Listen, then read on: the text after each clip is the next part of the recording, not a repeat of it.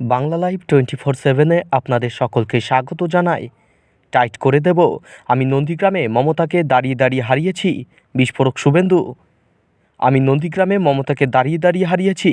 আমি 2021 সালে অনেক খেলা দেখেছি। এবার ভোটে একদম টাইট করব। কাথির রামনগরে বিস্ফোরক শুভেন্দু অধিকারী। আমি নন্দীগ্রামে মমতা ব্যানার্জিকে দাঁড়িয়ে দাঁড়িয়ে হারিয়েছি। যখন বকতুইতে 7 জন মুসলমান মহিলাকে পুড়িয়েছিল তখন ইমাম বাবুরা ঘুমাচ্ছিলেন। যখন কিছুদিন আগে গার্ডেন রিচে পুকুরের উপর বাড়ি তুলতে গেছিল, চাপা পড়ে 12 জন মুসলমান মারা গেছিল, তখন ইমাম বাবুরা ঘুমাচ্ছিলেন। কারণ তারা মাসে 2500 টাকা করে বেতন পায় মমতা ব্যানার্জির কাছ থেকে, তাই হিন্দু মুসলমান করতে হবে। আমি শুধু আপনাদের বলে গেলাম, এই করে বিজেপিকে আটকাতে পারবেন না। আমি 21 সালে অনেক খেলা দেখেছি। আমি নন্দীগ্রামে মমতা ব্যানার্জিকে দাঁড়িয়ে দাঁড়িয়ে হারিয়েছি। নাথি লোকসভা কেন্দ্রে 7টা বিধানসভা আছে।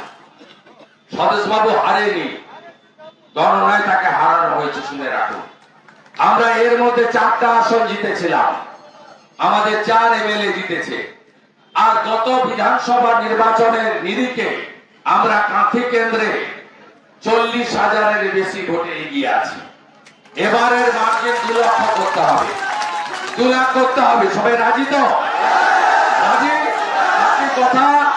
বাকি কথা 19 তারিখ আরএসের ময়দানে হবে। জোর ক্যাম্পেইনিং এ জোর দিন, বাড়ি বাড়ি যান, অ্যাবসেন্ট ভোটারকে ফিরিয়ে আনুন, আর ভোট একদম টাইট ভোট করব।